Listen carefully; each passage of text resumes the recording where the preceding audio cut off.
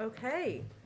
We have another special guest joining us today, Secretary of Agriculture Tom Vilsack. As you all know, this is Secretary Vilsack's second turn at the Department of Agriculture, which he led in the Obama-Biden administration from 2009 through 2017, making him the longest-serving member of President Obama's cabinet. In those years, Secretary Vilsack fought to put Americans back to work by investing in rural infrastructure, renewable energy, and large-scale conservation partnerships. Under his leadership, USDA introduced healthier food choices in school meals to benefit 50 million children and expanded free and reduced price lunches for millions of kids. Prior to his appointment, or nomination and confirmation, I should say, Secretary Vilsack served 2 terms as the governor of Iowa in the Iowa State Senate and as the mayor of Mount Pleasant, Iowa. With that, I will turn it over to the Secretary, who will take a few questions once he concludes his remarks.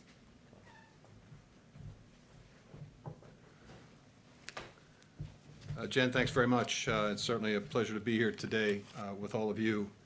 I'm here primarily to talk about food and nutrition security, and you may think that that is just about food and nutrition security, but in fact it's about a lot more than that. When you understand that 25% of America's workforce is directly or indirectly impacted by the food and ag industry, that it represents a significant percentage of our GDP, that educational achievement is somewhat dependent on youngsters having healthy and nutritious food as they begin their school year and school day, and the fact that it is a noted effort at reducing poverty, food and nutrition security becomes an important issue. And certainly we've seen the impact of that during the course of the pandemic. When the American Rescue Plan was enacted, hunger in the United States was at 14% of our population, which was an incredibly high number.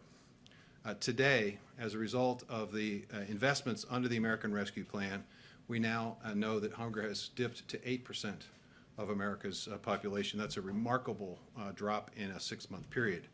It is a result of extending SNAP, as we did in the American Rescue Plan, creating a summer EBT program that will institute opportunities for nearly 30 million children to have access to nutrition during the summer months, increasing our commitment to WIC, and basically making a down payment, if you will, on hunger reduction.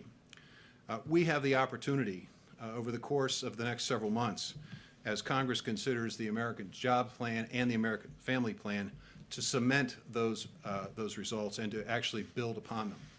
There are 3 key investments for nutrition and food security in the American Families Plan. First, we're going to make permanent this incredible and historic effort to feed kids during the summer months. There are, as I said, nearly 30 million American children who are in free and reduced lunch status in schools. At the end of the school year, there is no program other than a summer feeding program, which impacted and affected several million of those 30 million children. Now we have the opportunity to provide each one of these families with a card that looks like this. This is the summer EBT card that's available. It allows parents the opportunity to go to the grocery store, as they do with their SNAP card, and be able to purchase additional fruits and vegetables and other wholesome food for their children, ensuring that 30 million kids will have the opportunity to have nutrition during the summer, which means that they'll be better prepared to begin school ready to learn in the fall. We're also extending, with this effort, the opportunity to impact free school meals in high poverty school areas. By focusing on the community eligibility program that essentially identifies the ability of a school district where SNAP participation is roughly 40%, to extend free meals to everyone in that school. This is going to expand opportunities for youngsters to be well fed, and we know from a recent Tough study that one of the healthiest places in the country for children to eat is now in America's schools. So we're going to see that extended, and we're going to focus with a specific laser-like focus on elementary schools to make sure that our youngest learners have the best possible opportunity. And finally, we're going to invest $1 billion with Congress's help and assistance in trying to figure out strategies that will improve even more than we already have the nutritional value and quality of the meals that youngsters receive in schools. So these 3 steps, these 3 key investments on the American Families Plan will allow us to cement the gains under the American Rescue Plan and hopefully impact and reduce hunger to the point eventually one day where we won't have to have a press conference about hunger. So with that, I'd be happy to take questions. Great. Andrew, you want to take us off? Yeah, Secretary Vilsack, a couple questions. One about the mines that you, the mine project that you had previously blocked, and then the Trump administration allowed those to open up. Do you have any particular view on whether that should be reopened or not? This is the twin metal copper mine. There's always a very difficult balance to strike in any of these questions. And certainly in this particular one, you're balancing a pristine, incredibly important and valuable natural site, the boundary waters of the Mississippi, tremendously unique area. It's one that the late Walter Mondale felt very strongly about, and I know that from a personal experience with the former vice president. He called me repeatedly on this issue. So you've got that on one hand. On the other hand, you obviously have jobs and economic opportunity. And I think the challenge is to try to see if you can strike a balance. And that's what we attempted to do in the previous administration, and I don't see any reason why we should change that calculation, trying to find the balance between preserving a pristine area and at the same time looking for ways in which job growth, economic growth can take place in rural areas. And that's what we're going to attempt to do. There are no final decisions being made on this. This is obviously something we also have to do in conjunction with the Department of Interior. They have a stake in this issue as well.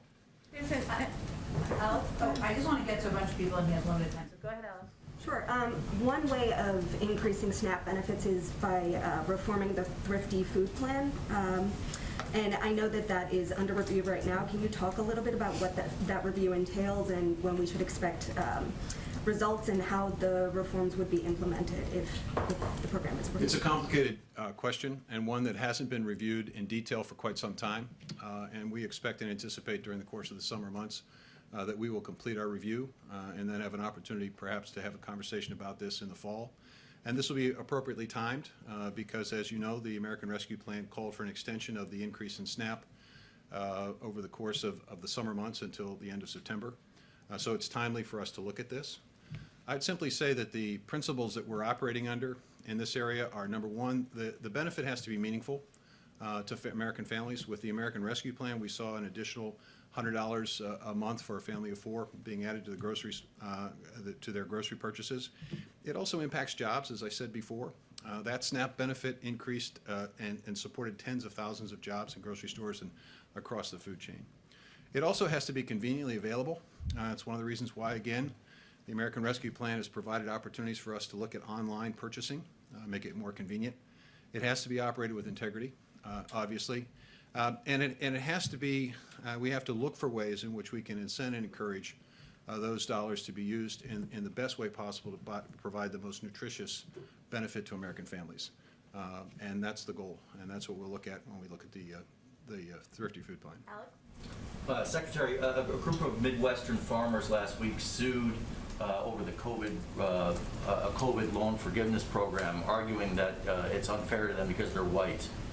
Your reaction to that lawsuit, and do you stand by the program's structure? It's a great question. I appreciate it. I think you have to take you back 20, 30 years when we know for a fact that socially disadvantaged producers were discriminated against by the United States Department of Agriculture. We know this. We have reimbursed people in the past for those acts of discrimination, but we've never absolutely dealt with the cumulative effect. And by cumulative effect, I mean this. When I have the full advantage of all the USDA programs throughout the last 30 years, my operation could grow.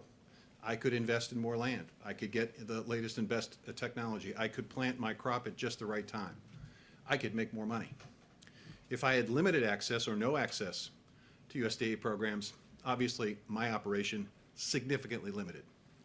So the American Rescue Plan's effort is to begin addressing the cumulative effect of that discrimination in terms of socially disadvantaged producers. Secondly, when you look at the COVID relief packages that had been passed and distributed by USDA prior to the American Rescue Plan, and you take a look at who disproportionately received the benefits of those COVID payments, it's pretty clear that white farmers did pretty well under that program because of the way it was structured. It's structured on size and structured on production. So I think there is a very legitimate reason for doing what we are doing I think it has to be complemented with additional steps, which the American Rescue Plan provides, an equity commission to take a look at whether or not there are systemic barriers that need to be removed at the department, and also taking a look at how we might be able to create better technical assistance, better access to land, better access to markets for socially disadvantaged producers and for local and regional food production. So we're going to continue to proceed forward. Understand that litigation is going to be what it is, and we'll obviously have the Department of Justice and others do what they do. But in the meantime, the U.S. Department of Agriculture is going to move forward with that effort. Thank you, Secretary Vilsack. You've just outlined the plans for the ARP funds through the fall to deal with some of the issues around hunger. How long do you anticipate those funds will last, particularly given that next year's school year will be unique, coming off of a year where most schools have been closed for the better part of a year? And will you need more funds from Congress to address this Well, I issue? think that's one of the reasons why the President proposed the American Families Plan as a continuation and as allowing us to basically cement and make more permanent the gains that we've seen from the American Rescue Plan. In the meantime, we have worked with schools, understanding they're faced with a lot of uncertainty about the upcoming school year. And so we have already decided that we have available resources to be able to provide for universal free lunch for schools throughout the 21-22 school year. And that will extend, I think, until the end of June 2022. With the passage of the American Families Plan, we would then have the summer EBT program to provide additional support and help. And that would give us, I think, enough lead time for school districts to be able to adjust back to what the new normal will be. In the meantime, we'll be looking at hopefully the use of the pilot under the American Families Plan to see if there are ways in which we can incent additional nutritional value for those meals, and we'll be using, hopefully with the passage of the American Families Plan, a more targeted effort in high poverty schools, elementary schools, to expand universal free meals. Okay, that's the last one. On this idea of a carbon bank, since you've been on the job, what is the feedback that you've gotten from farmers, and is this something that you think needs congressional approval? You know, I was at a meeting yesterday with the Environmental Protection Agency administrator, Michael Regan. He did a terrific job. We had probably 25 farmers. I was very pleased with the level of support and interest that the farm community has for ways in which they can be engaged in this effort to reduce emissions and to be engaged in this climate effort. We had multiple questions about this in terms of how can we do this? Not we're against it or we are opposed to it or we don't think it should happen. It was how can we do this? How can we be part of this? Because farmers understand something very, very fundamental about this. This is the opportunity of a lifetime for us to create additional revenue opportunities for farmers. Now, why is that important?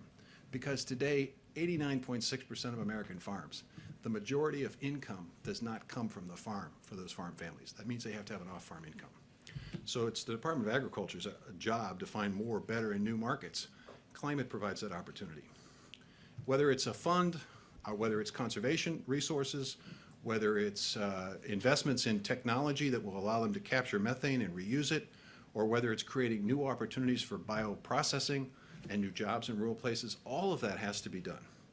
And I think the USDA has enormous capacity and enormous set of tools that can be used to provide the resources to work with the farm community to embrace this future. And I think they are in agreement with President Biden when he says the net goal here is net zero emissions by 2050. I think that's doable, and I think in doing it, I think we'll improve income opportunities for farmers. We'll certainly do right by the environment, and I think we'll also have healthier and better soil and cleaner water. Would it need congressional approval, a carbon bank? Well, it needs congressional approval in the sense that you have resources in all of these programs that require funding. We have a lot of flexibility already at USDA, and we're going to be utilizing that flexibility in a way that creates more new and better markets. And I think farmers are going to find that to be they're going to be very agreeable with that. Thank you, Thank you. Secretary Vilsack. Thank you, And as always, if you all have follow-up questions, we are happy to connect you with this team following the briefing. Thank you, and we'll love to have you back. Thank you so much.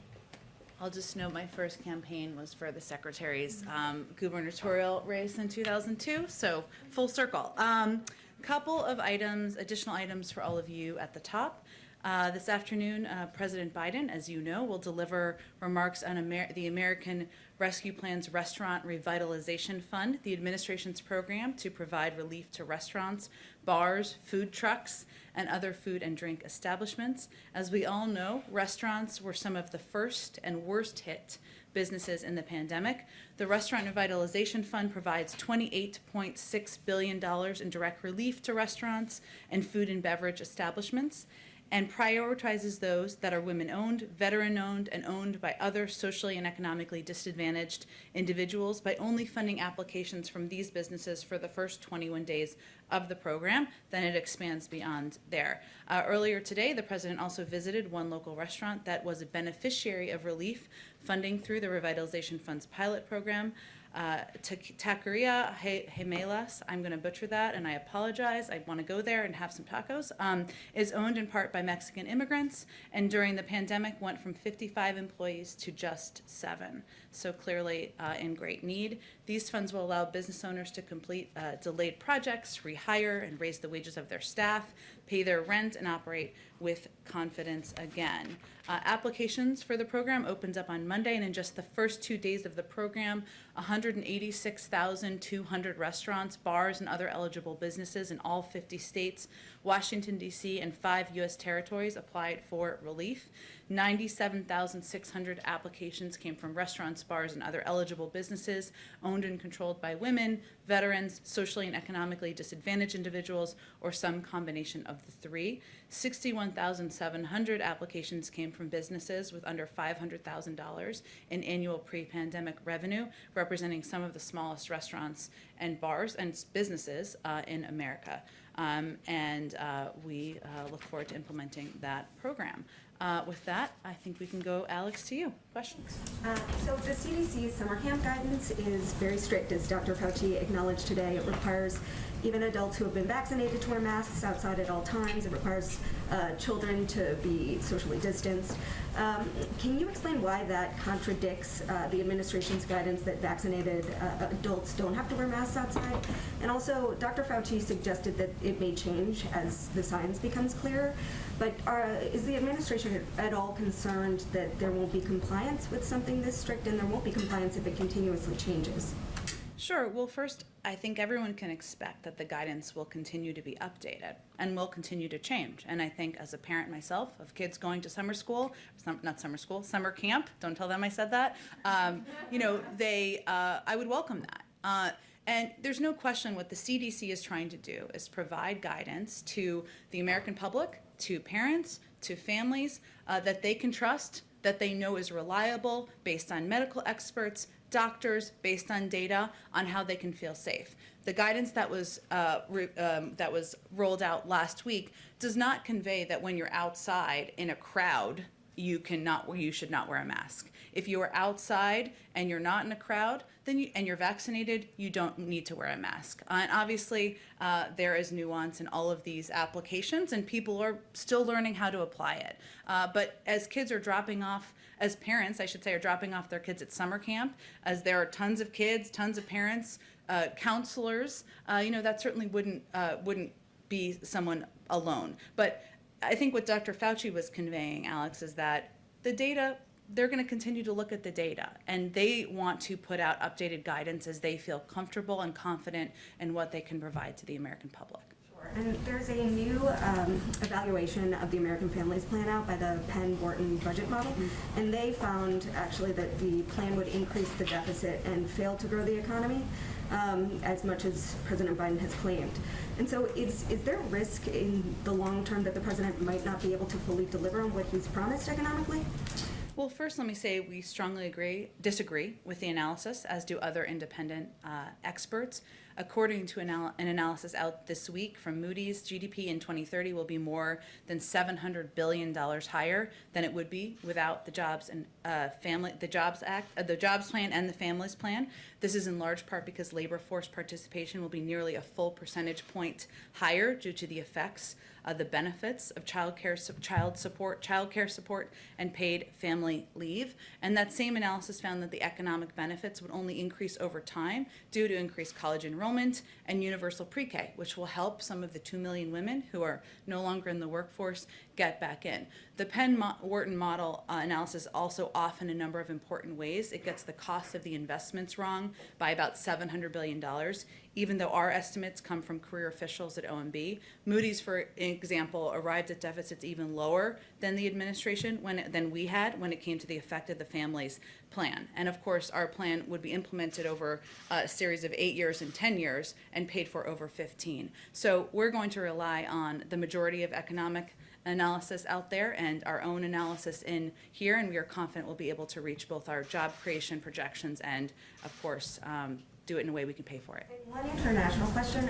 Israeli Prime Minister Benjamin Netanyahu missed the deadline to put together a coalition government yesterday, or a new governing coalition. Is the president monitoring the situation, and does the administration have any sort of response or perspective on the possibility of a new coalition government there? Well, we do read all of your news coverage, but we are not going to comment publicly on government formation while that process is underway. Go ahead, Andrew. Hey, so I have a couple follow-ups on Vilsack's answer, Secretary Vilsack's answer on the twin metals thing. Is that a decision that you think will be coming at any point soon, or is that just sort of carved out? I don't have a prediction of that. I would say I would refer you to the Department of Agriculture, and they would, of course, be the right source for that information. We can see if there's more follow-up on it on the timeline. Okay, and then on the issue of the G7 meeting and the subsequent meetings with Putin, do you have any news for us on that front in terms of timing and also the agenda? Not quite yet. As soon as we have details or any confirmed details of timing, location, date, participation, we will of course share that with you, and I would expect we wouldn't have more specifics on an agenda if and when we have it confirmed until much closer. And then just one more on my favorite topic of the WTO. Oh, I don't know which one it is. Okay. TRIPS waiver. So this morning there was a meeting at the WTO. Catherine Tai made some comments during an FT session talking about, you know, time being of the essence, really sort of underscoring. There are multiple reports out also about kind of a division within the administration on this waiver issue. Can you just really walk us through what your perspective is on this and why, so that there's so many people in institutions and organizations now really putting pressure on President Biden to back this waiver? Well, I think it's important first to just take a step back and remind everyone that the president spoke about his support for this type of a waiver back during the campaign. But we are running a process. We have been running a process in the administration that includes all stakeholders in the administration. And he is somebody who has welcomed people of different views. He wants to know the details. He's a details guy, and he wants to dig into the pros and cons and all of the considerations for any decision. As we look at this decision, what we're really talking about, I know you know this, Andrea, but for others, we're really talking about the U.S. position as it relates to the WTO process, right? And that process will take a series of months and requires a unanimous point of view to move forward. So what the consideration now is the U.S. position. Our objective overall, as we look at this decision, is how can we provide as much supply in the most cost-effective way to the global community? And clearly there are steps we've announced, we're in the process of taking. Providing 60 million doses to the global community once we have that available that are AstraZeneca doses. Earlier this week, Pfizer announced they'll also be sending doses or manufacturing doses for the global community. And we're going to continue to work with our partners. I expect we'll have more now that the WTO meetings are underway. We'll have more to say very soon on this. Are you concerned about setting a precedent that could be, so even if India and South Africa narrow the proposal, which is apparently something that's going on, and maybe you could confirm that is your understanding. Even if that proposal is narrowed, are you concerned that you're going to be setting a precedent that could harm U.S. companies in the future, which is what we hear from U.S. industry? Well, clearly, as these decisions are weighed, we take intellectual property incredibly seriously. And we also, though, are in the midst of a historic global pandemic, which requires a range of creative solutions, and we're looking at it through that prism. I'm sorry, Jen, I just want to be very clear. It sounds like you're pushing us or leaning toward some kind of a waiver of some kind. I'm not trying to give you an indication. That obviously would be an announcement or a decision that would be recommended by the USTR, and a decision I would expect that would be made by the USTR. But what I'm trying to give you an understanding of, which I think was your question, is what the considerations are in the thinking and I decision. think a decision will be made. Soon. Go ahead. I have questions on a couple of different topics. The first is on the debt limit. Is the White House concerned about being able to avoid a government shutdown and raising the debt limit, considering the Treasury is unsure how long it can use the extraordinary measures it has? And what's the White House's strategy for pressuring Congress to agree to raise or suspend the debt limit, or are you leaving that to Treasury to figure out? Well, first, I will say that on the issue at hand, raising or suspending the debt ceiling does not authorize new spending. Sometimes I'm not saying you're confused about that. Some people sometimes are. It merely allows Treasury to meet obligations that Congress has already approved. So certainly they would be in the lead, as they have historically been in most administrations, on making that case. We expect Congress to act in a timely manner to raise or suspend the debt ceiling, as they did 3 times on a broad bipartisan basis during the last administration, including the same year that the former president signed into law tax cuts that added $2 trillion to the deficit. So we certainly expect they will move forward, that this is something that has been done in a bipartisan basis. Democrats and Republicans have called for it in the past, and that's what we'll be advocating for. Senate Minority Leader Mitch McConnell said this morning, when asked about kind of the issues within his own party, that, quote, 100% of my focus is on stopping this new administration. And he touted kind of the unity within his caucus, from Susan Collins to Ted Cruz. Are you concerned that it will be difficult to work with Republicans when you have these kinds of statements coming from their leader? Well, I guess the contrast for people to consider is 100% of our focus is on delivering relief to the American people, on getting the pandemic under control and putting people back to work. And we welcome support, engagement, and work with the Republicans on that. And the president has extended an open arm to that. The door to the Oval Office is open. He's invited Senator Capito to bring a group of her choosing to the White House next week. And we think there is opportunity for agreement to deliver on relief to the American people. One quick question.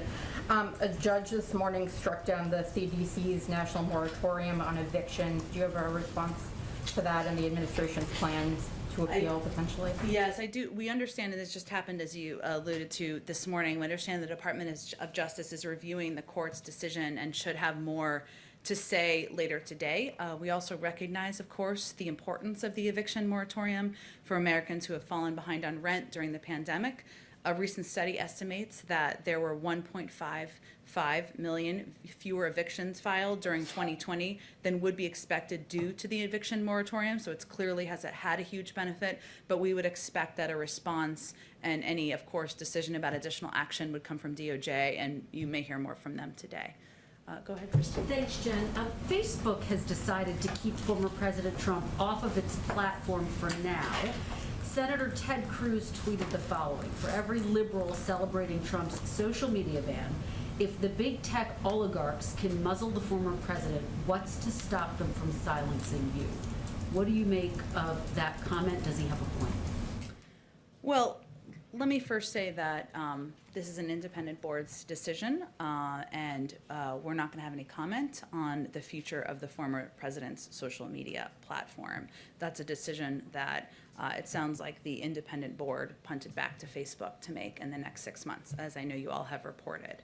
The president's view is that the major platforms have a responsibility related to the health and safety of all Americans to stop amplifying untrustworthy content, disinformation and misinformation, especially related to COVID-19, vaccinations, and elections. And we've seen that over the past several months, broadly speaking. I'm not placing any blame on any individual or group. We've seen it from a number of sources.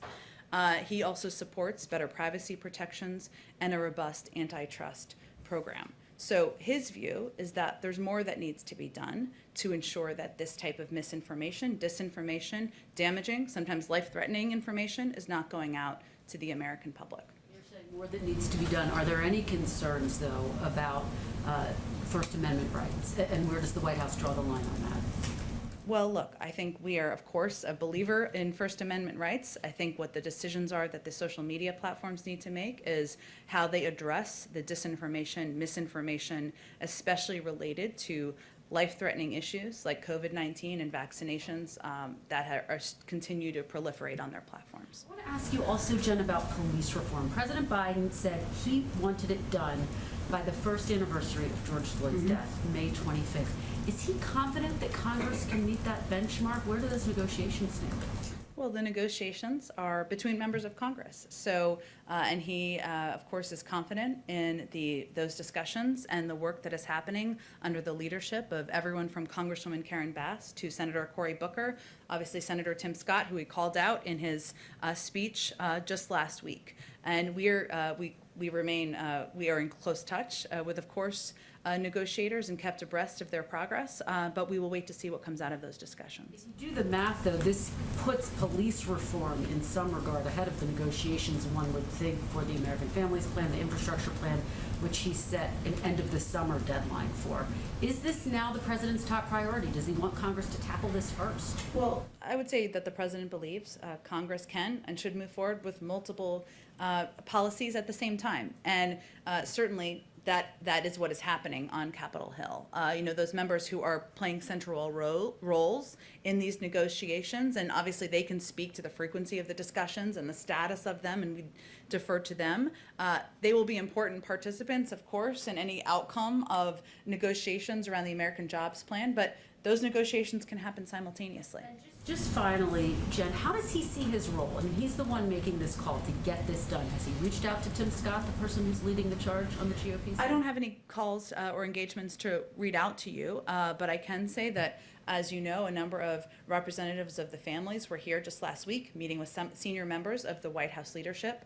The president has talked about how it's long overdue to put in place police reform measures that will help rebuild trust in our communities. He used his joint session speech, the highest profile moment in a president's first year, to talk about that and make the case. And but the negotiations are happening between members of Congress. He feels that's the appropriate place for them to be, and we will continue to use opportunities to call for this moving forward.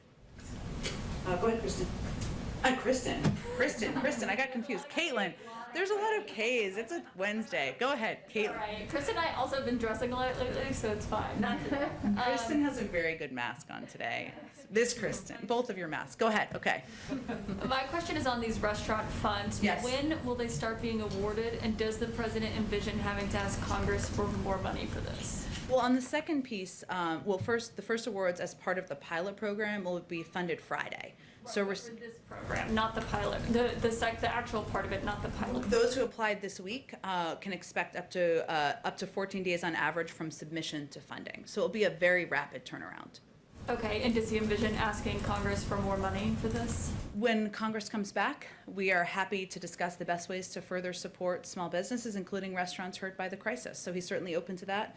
And as I noted, there has already been a large interest in this program, and there are great needs across the country from these small businesses, from these restaurants that are in communities across the country. So we're happy to have a conversation with Congress about that. Okay, and my question on the patents, you were talking about how the president last summer expressed his favor for waiving these so countries would be able to mass produce these vaccines once they're ready. Of course, that was when they were not ready yet last summer. Yeah. So just to be clear, is that still his position?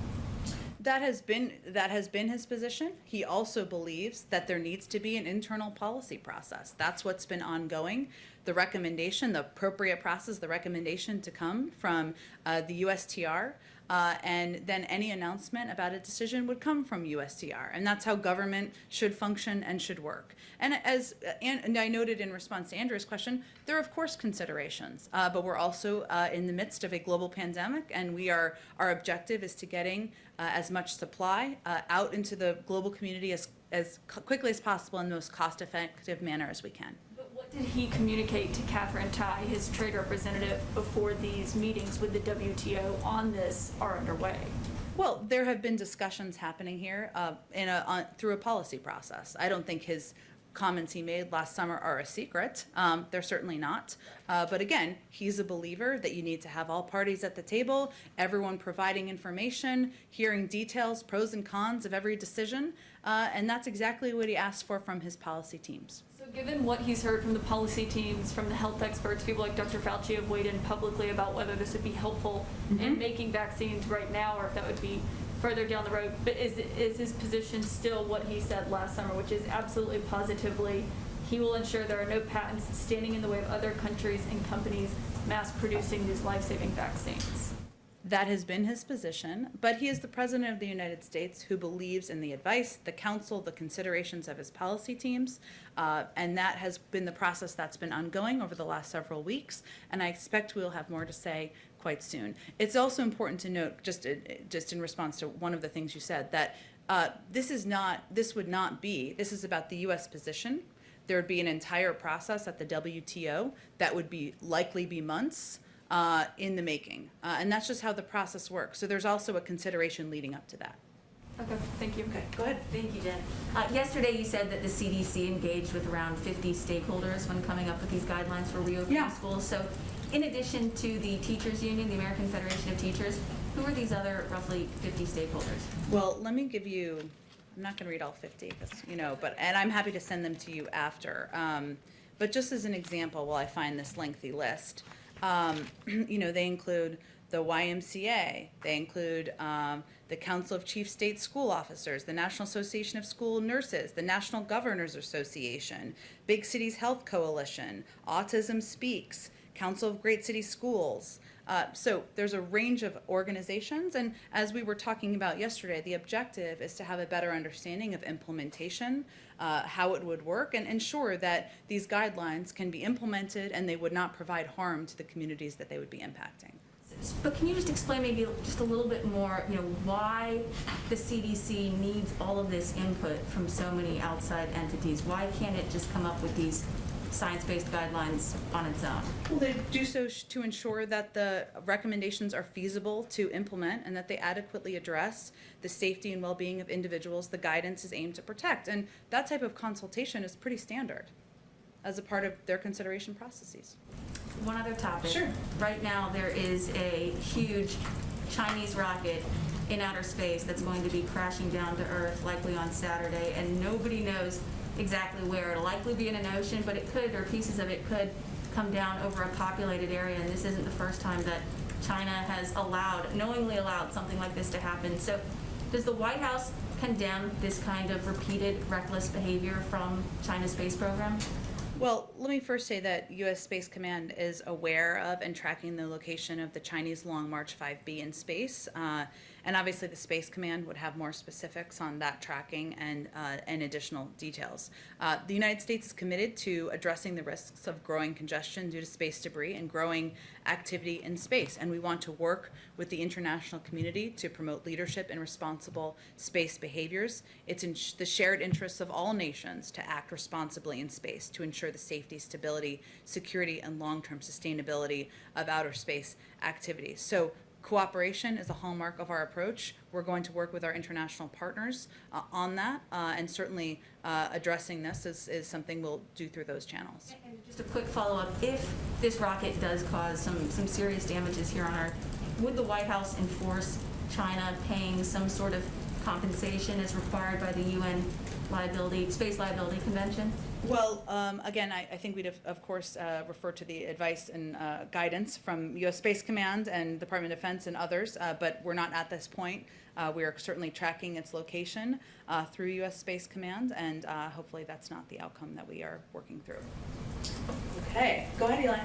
Thanks, Jen. I'm just interested if you have any response to some of the moves made this week by a few Republican governors to get rid of, protections that were in place for people, public benefits, also public health restrictions, basically sending the message that the pandemic is over and sort of criticizing Washington, the CDC, the bureaucrats, as Ron DeSantis put it, for telling people they still need to wear masks indoors, those sorts of things, saying that the vaccines have worked. How are you trying to thread that needle by celebrating the progress of all the people who have been vaccinated and keeping these things in place, and also trying to keep people from viewing this through a political lens? Any outreach to any of these Republican state officials about the message they're sending and any response to them from the podium?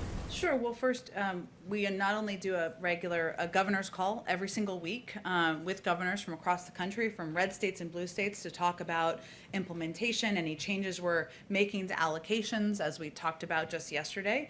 But we also have regular engagement with governors and local officials about where the public health guidance is going, questions they have, and even sometimes challenges they have in their communities.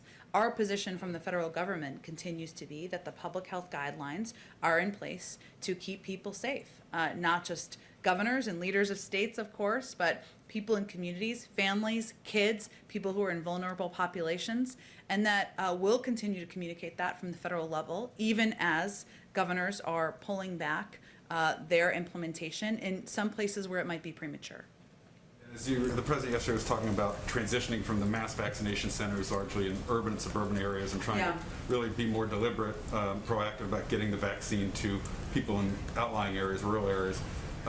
Is there any concern about having enough vaccinators to reach people in those areas? Will this mostly be run through local pharmacies, or is there going to be a similar effort to authorize different people in sort of medical fields to be able to administer vaccines? Well, we did take that step some time ago to expand the type of individuals who are qualified to be vaccinators, because early on we recognized that it wasn't just about supply, it was also about locations, and obviously, as you alluded to, we've made some changes and adjustments, but also about vaccinators and ensuring that a larger group of individuals, dentists, veterinarians, others, could also be eligible to do the vaccine and get it into people's arms, because we want to ensure that in a range of communities across the country, there's a range of options for people who can do exactly that.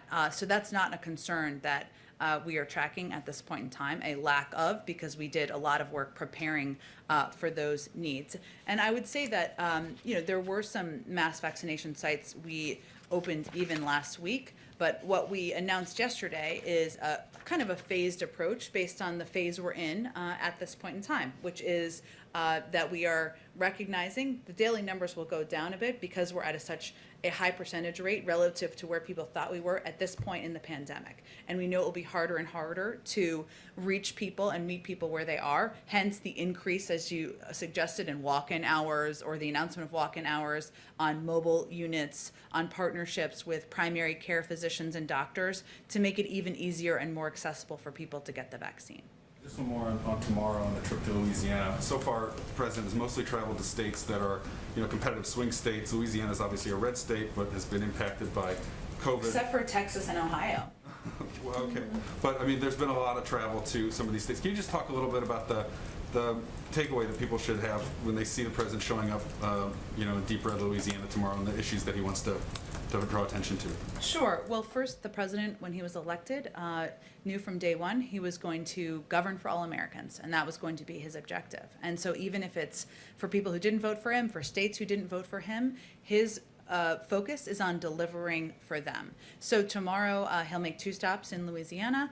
His focus will be on talking about the American Jobs Plan and how that plan, in a historic investment in infrastructure, rebuilding the type of bridges, roads in Louisiana that are long overdue to be upgraded, could help not only people's travel and commutes, but also create jobs in these communities. And it's not about just delivering for people who voted for him or people who have blue check marks next to their name because they're Democrats. And that's part of what this message should send, this visit should send. Go ahead, Hans. I get that you sort of prefer the Moody's model over the Penn Wharton. I'm just curious if the White House is going to accept whatever CBO and JCT scores the president's proposals at. Well, I think our issue with the Penn Wharton model was the data it was based on and that it was off. And so we'll have to look at what the data that any future analysis is based on, and then we'll give an assessment. Okay, so even official, you're not embracing whatever the official assessment will be from CBO and JCT? Well, Hans, there is no assessment at this point in time. Our assumption is that they would be abiding by accurate data, so we'll look forward to seeing those assessments. And when do you expect those assumptions and data to come in? I don't have a prediction of that. Thank you. Suggest you ask them. Go ahead, Alex. Does President Biden agree with Governor Whitmer's decision on the oil and gas pipeline? She's citing essentially water quality issues. It's really angered Canada. Does President Biden agree with that decision? I'd have to take a closer look at the pipeline. I mean, we have been evaluating in a case-by-case scenario. Which pipeline are you talking about? The Enbridge. The Enbridge one.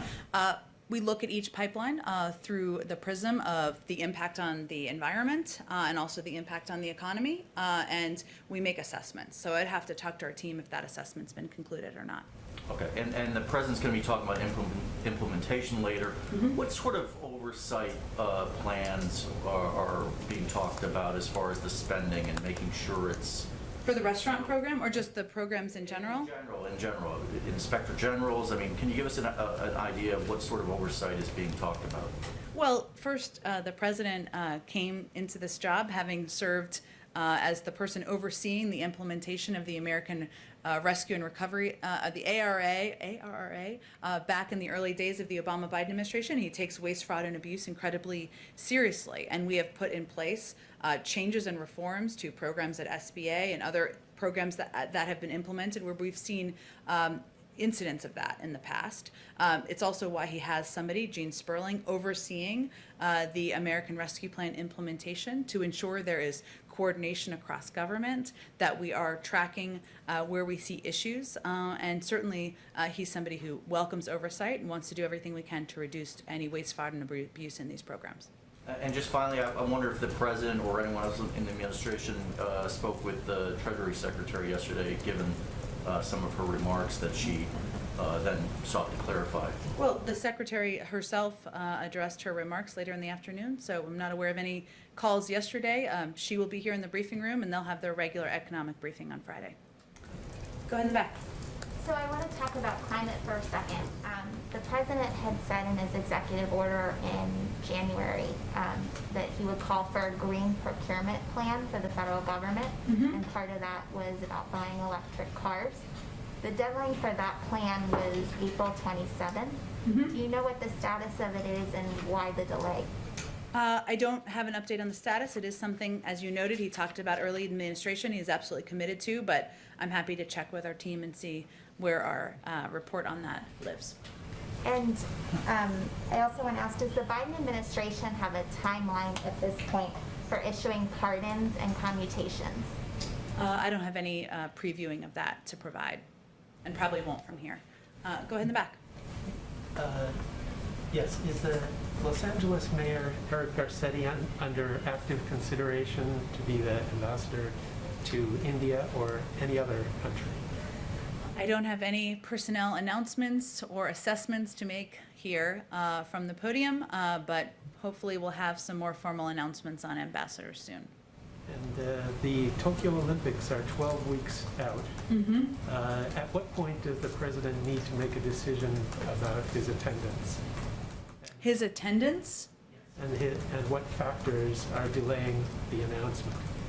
Well, I think the president and his team assess any invitation as it comes in, but 12 weeks is some period of time. I don't have any updates or predictions on whether or not he'll travel or accept the invitation made to attend the Olympics. Go ahead.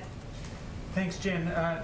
Two questions. First, on the large sports arenas that are beginning to allow for fully vaccinated fans in special sections. Both Citi Field and Yankee Stadium in New York have made those announcements, and I know there are some others. Does the administration think that that is a good approach for sports teams to take, and maybe other large event venues? And are there any concerns about equity when it comes to access to facilities, if particularly those that were built with some public money in some cases, I'm sure, when it comes to people who may not have been able to get vaccinated yet? Well, first, everyone in the country is eligible to be vaccinated, and certainly at this point in time. So we are, and we, as we've noted here, have taken a range of steps to ensure we are meeting people where they are, getting these vaccine doses out to communities around the country. In terms of an assessment of the safety of this approach by sports teams, I'd have to talk to our COVID team about that. And I think it's unlikely we're going to be weighing into every private sector decision about how they're moving forward once people are vaccinated. But I will check with them on that. Okay, and then the other question, if I can follow up on the debt limit question just a little bit. Sure. Does the president have a position on whether or not the debt limit itself should exist at all, considering every couple of years we go through this question of what are the extraordinary measures and how much extra time do we have, and we know at the end of the day that it's going to have to get raised or else we're going to have some sort of economic calamity. Does the president have a view on the question more broadly of whether or not there even should be a debt limit? Well, first, raising or suspending the debt ceiling doesn't authorize new spending. It merely allows Treasury to meet obligations that Congress has already approved, right? It has been the case for many years, and there have been bipartisan votes to support. So, the president does believe that Treasury should be able to meet its obligations and believes that Congress should move forward in a bipartisan manner, as they have historically in the past, including 3 times during the prior administration. Go ahead in the back. Thanks. On the G7 trip, is there any advance on whether the president will meet with the Queen? And separately, has the president or the First Lady been in contact recently with Prince Harry? I don't have any more trip details. Who among us wouldn't want to go see the Queen? But I don't have any details to preview at this point in time. I expect as we get closer to the trip, we'll have more specifics. And I don't have any calls or engagements with Prince Harry or Meghan Markle to read out for you with the President or the First Lady. One follow-up, is there a timeline on an announcement for the British ambassador? A timeline? I don't have a timeline for that. Any names or anyone under consideration? No names to float out there for you. Hopefully we'll have some more ambassadors soon to announce. When you say soon, will that be before or after he makes his decision on going to the Olympics? I can't order for you, Hans. There's just so much excitement to stay tuned for around here. So we'll see. Okay, thanks everyone.